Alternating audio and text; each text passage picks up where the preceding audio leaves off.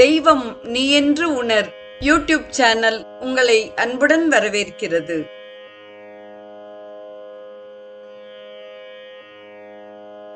வாழிய செந்தமிழ் அன்பு நிறை உள்ளங்களுக்கு அன்பார்ந்த வணக்கங்கள். இன்று தொடங்கி சில நாட்களுக்கு அருணகிரிநாதர் அருளிச் செய்த திருப்புகழுக்கு நமது திருமுருக கிருபானந்த வாரியார் சுவாமிகள் அருளிய விரிவுரை குறித்து சிந்திப்போம்.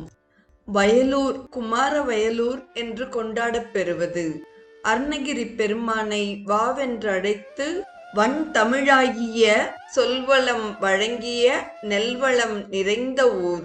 சொற்றமிழ் பாடு என்று சுந்தரருக்கு ஐமுக சிவன் ஆணையிட்டது போல் மயில் கடப்பமலர் வேல் கோழிக்கொடி திருவடி பன்னிரு தோள் வயலூர் இந்த ஏழையும் வைத்து திருப்புகழ் பாடு என்று அருணகிரி பெருமானை ஆணையிட்டு ஆறுமுக சிவன் அமர்ந்து அருளும் திருத்தலம்.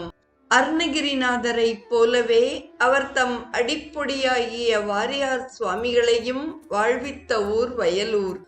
1933 தல யாத்திரை சென்ற வாரியார் சுவாமிகள் அர்ச்சகர் தட்டில் எட்டனா தந்த விவரத்தை கோவில் தர்மகர்த்தா கனவில் எட்டனா பெற்ற நீ எட்டனாவில் கோவில் எழுப்பி விடுவாயோ என்று முருகப்பெருமான் கேட்க தகவல் அறிந்த தர்மகர்த்தா அந்த எட்டனாவை திருப்பி வாரியார் சுவாமிக்கே அனுப்பி வாரியார் சுவாமிகளை கொண்டு திருப்பணி செய்வித்த அற்புதம் நிகழ்ந்த ஊர்.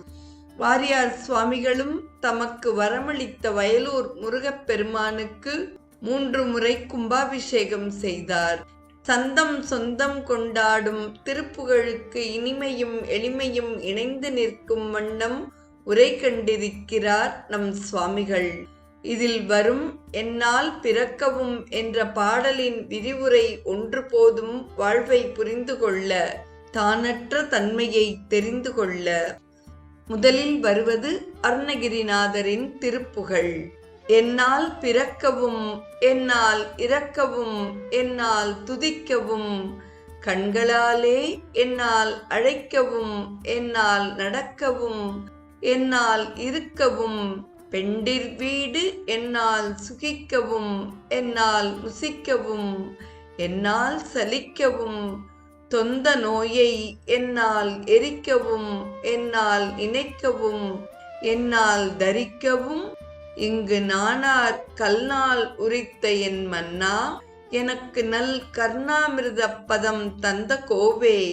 கல்லார் மனத்துடன் இல்லா மனத்தவ கண்ணாடியில் தடம் கண்ட வேளா மன்னனான தக்கனை முன்னாள் முடித்தலைவன் வாளியிற்கொள்ளும் தங்கரூபன் மன்னா குரத்தியின் மன்னா பயற்பதி மன்னா மூவர்க்கொரு தம்பிரானே என்று அருணகிரிநாதரின் வயலூர் திருப்புகழ் அமைகிறது.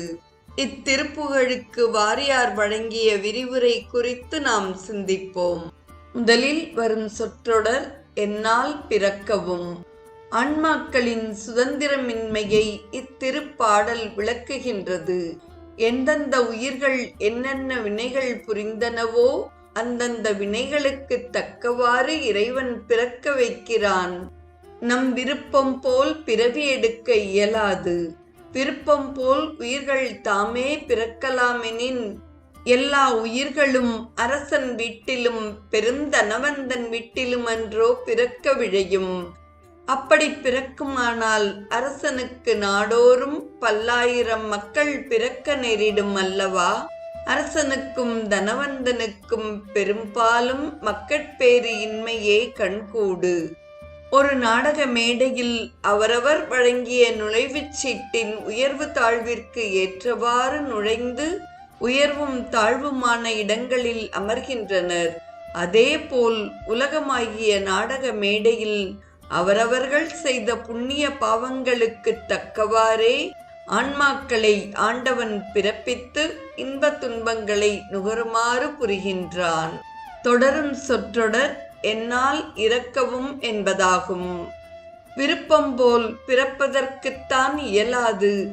இறக்கலாமோ எனின் அதுவும் ஆத்மா தன் விருப்பம் போல் இருந்து விடுதல் இயலாது.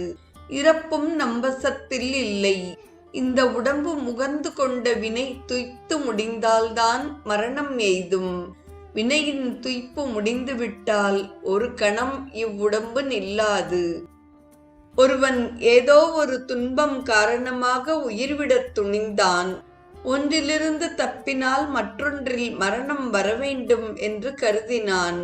5 வகையான கர்மங்களை மேற்கொண்டான். கடற்கரை ஓரத்திலே கடற்புறமாகச் சாய்ந்துள்ள மரத்தின் மீது ஏறி கழுத்தில் சுருக்கிட்டு கொண்டான். நஞ்சையும் அருந்திக் கொண்டான். மண்ணெண்ணெயால் உடம்பை நனைத்து தீ வைத்துக் கொண்டான். கைத்துப்பாக்கியால் சுட்டுக் கொண்டான். ஒருவேளை கடலில் வீழ்ந்தாலும் கடலால் மரணம் வரட்டும் என்று கருதினான். இந்த 5 நின்றும் மரணம் வராமல் தப்பிக் கரையேறினான். எங்கனம் கைத்துப்பாக்கியால் சுட்டுக் கொண்ட போது நஞ்சின் வேகத்தால் சிறிது மயங்கி இருந்தபடியால் குறிதவறி சுருக்கிட்ட கயிற்றில் குண்டு பட்டது. அதனால் கயிறு அறுந்து கடலில் வீழ்ந்தான். சுருக்கிட்டு மாளக் கருதியதும் கைத்துப்பாக்கியால் மாளக் கருதியதும் நிறைவேறவில்லை. 3வது கடலில் வீழ்ந்தபடியால் எண்ணெயால் உடம்பு எரியாமல் கடல் நீரில் அவிந்து விட்டது. 4வது கடல் நீரில் அலையினால் மோதப்பட்டு உவர் நீரை பருகி திக்குமுக்காடி வாந்தி எடுக்க நஞ்சு வெளிப்பட்டு விட்டது. 5வது கடல் அலை அவனை உயிருடன் கரையில் ஒதுக்கிவிட்டது. ஆதலின் இறப்பும் பிறப்பும் வினையின் விளைவினால் வருமேயன்றி விருப்பம் போல் வாரா. தொடரும் சொற்றொடர் என்னால் துதிக்கவும். அவனருளாலே அவன் தாழ் வணங்கி என்ற திருவாக்கின்படி இறைவனை துதிக்க வேண்டுமானாலும் இறைவன் அருள் துணை புரிதல் வேண்டும். நம் முனைப்பினால் துதிக்கவும் இயலாது. ஆட்டுவித்தால் யாரொருவர் ஆடாதாரே, அடக்குவித்தால் யாரொருவர் அடங்காதாரே என்ற தேவார பாசுரத்தில் காண்பாரார் கண்ணுதலாய் காட்டக்காலே என்று அப்பர் பெருமான் கூறுகிறார். தொடரும் சொற்றொடர் கண்களாலே என்னால் அழைக்கவும். ஒருவரை கண்களால் குறிப்பு காட்டி அழைப்பதும் இறைவன் அருளன்றி நிகழாது. ஒவ்வொரு இமையும் அவன் அருளாலேயே நிகழ்கின்றது. அவன் அருளன்றி இமைக்கவும் இயலாது. நடந்து செல்வதும் அவன் அருளாலேயே நடக்கும் கால் எத்துணை பேர் கால் தடுக்கி வீழ்ந்து மாழ்கின்றனர். எத்துணை பேர் வழுக்கி வீழ்ந்து வருந்துகின்றனர். நடக்க வேண்டாம், சும்மா ஒரு புறம் இருப்பது கூட எம்மால் ஆகாதோ எனின் அதுவும் ஆகாது. ஒரு செயலுமின்றி ஒரு புறம் வாழாயிருக்க வேணுமானாலும் ஐயனருள் துணை புரிந்தால்தான் ஆகும். சும்மா இருக்க மாட்டாமல் எத்துணை பேர் தவிக்கின்றனர். சும்மா இருக்கின்ற திறம் அரிது என்பார் தாயுமானவர். தொடரும் சொற்றொடர் பெண்டிர் வீடு என்னால் சுகிக்கவும் என்பதாகும். மனைவி மக்கள் முதலியோர் உண்டியினாலும் உடையினாலும் குறைவின்றி உண்டு உடுத்து இன்புற வேண்டுமானால் எம்பெருமான் கருணை முன்னின்று உதவ வேணும். ஆதலின் இந்த குடும்பத்திற்கு தலைவன் நான். இவர்களையெல்லாம் நான் தான் காப்பாற்றுகிறேன். என்னால் இவர்கள் சுகப்படுகின்றார்கள் என்று எண்ணி இருமாப்பு அடைதல் அறியாமை. தொடரும் சொற்றொடர் என்னால் முசிக்கவும் என்பதாகும். மனைவி மக்கள் நம்மால் இன்புற முடியாது எனின் துன்புறுவாரோயெனின் அதுவும் இயலாது. ஒருவன் இன்னொருவனை ஆக்கவோ அழிக்கவோ முடியாது. ஒருவர் வெறுப்படைதலும் அவர் மீது வெறுப்பு கொள்ளுதலும் காரணமின்றி நிகழமாட்டா. தொடரும் சொற்றொடர் தொந்த நோயை என்னால் எரிக்கவும் என்பதாகும். வாத பித்த சிலைத்துமங்கள் ஒன்றோடு ஒன்று தொந்தப்பட்டு வரும் நோய்களை விலக்கிக் கொள்ளுதலும் இயலாது. மருந்தும் மருத்துவரும் நோயை நீக்குகின்றனரே எனின் மருந்தும் மருத்துவரும் தூல காரியங்களே.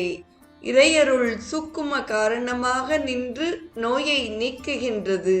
மருந்தை ஆயத்தம் பண்ணி அனைவருக்கும் நோயை நீக்குவதாக கூறித் திரியும் மருத்துவரும் சில சமயத்தில் தீரா பிணியினால் துன்புற்று மடிவதைக் காண்கின்றோம். தொடரும் சொற்றொடர் என்னால் நினைக்கவும் என்பதாகும். ஒரு பொருளை நம்மால் நினைக்கவும் இயலாது. நினைவுக்குள் நின்று ஐயன் அருள் துணை புரிய வேண்டும். சில சமயங்களில் ஒன்றை நினைக்கும் பொழுது அந்நினைவழிந்து அல்லலுறுகின்றோம் அன்றோ. ஒன்றை எண்ணும் போது இறைவன் கருத்துக்குள் நின்று துணை புரிவானானால் அந்த எண்ணம் செவ்வையாக நிறைவேறுகின்றது. தொடரும் சொற்றொடர் என்னால் தரிக்கவும் என்பதாகும். தரித்தல் என்றால் தாங்குதல் என்ற பொருளாகும். எல்லாவற்றையும் தாங்குபவன் இறைவனே. உயிர்கள் தாங்குவது போல் தோன்றுமானால் அது வெறும் தோற்றமே. ஒரு கோபுரத்தை தாங்குவது அதன் கடைக்காலே. ஆனால் கோபுரத் தாங்கி அதை தாங்குவது போல் தோற்றமளிக்கிறது. அதே போல்தான் உயிர்களின் தன்மை. கண் எல்லாவற்றையும் காணுமானாலும் கதிரவன் ஒளி துணை புரிந்தால் ஒழிய காணும் ஆற்றல் கண்ணுக்கு இல்லை என்றோ. அத்தன்மைதான் உயிர்களின் செயல். பரம காரணமாக நின்று இறைவன் எல்லாவற்றையும் இயக்குகிறான். அதனால் இறைவனுக்கு இயவுள் என்றும் எல்லாவற்றையும் செலுத்துகிறான். ஆதலின் கடவுள் என்றும் திருநாமங்கள் ஏற்பட்டன. தொடரும் சொற்றொடர் இங்கு நானார் என்பதாகும். மேலே கூறிய எல்லா செயல்களுக்கும் அடிமையாகிய எனக்கு என்ன உரிமை உள்ளது? எல்லாம் உன் செயலே என்பார். எனக்கென செயல் வேறில்லை. யாவும் இங்கொரு நின் தனக்கெனத் தகும் உடல் பொருள் ஆவியும் தந்தேன். மனத்தகத்துள அழுக்கெல்லாம் மாற்றி எம்பிரான் நீ நினைத்தது எப்படி அப்படி அருளுதல் நீதம். அவனன்றி ஓரணுவும் அசையாதெனும் பெரிய ஆப்தர் மொழி என்று மிக மிக நன்றாக அனுபவித்து உரைக்கின்றார் தத்துவ ஞானியாகிய தாயுமானவர். தொடரும் சொற்றொடர் கண்ணாருரித்த என் மன்னா. மனதை கல் என்று உருவகித்தனர். திணியான மனோசிலை நெஞ்ச கனகல் என்பார் அனுபூதியில். கல் மனத்தை உருக்கி அன்புமயமாக்கி அருணகிரிநாதரை ஆண்டவன் ஆட்கொண்டனன். மென்மையான மண்ணில் விளைவு ஏற்படும். இளகிய தங்கத்தில் மணிகள் பதியும். அதுபோல் உருகிய உள்ளத்தில் சிவகதி விளையும். அன்பினால் இளகிய உள்ளத்தில் சுப்பிரமணி பதியும் என்கிறார். தொடரும் சொற்றொடர் எனக்கு நல் கர்ணாமிர்த பதம் தந்த கோவே என்பதாகும். அருணகிரிநாதருக்கு ஆறுமுகப் பெருமான் குருமூர்த்தியாக வந்தருளி வாக்கிறந்த வான்பொருளை அவருடைய செவியில் தெள்ளமுதாக உபதேசித்து இருக்கின்றார்.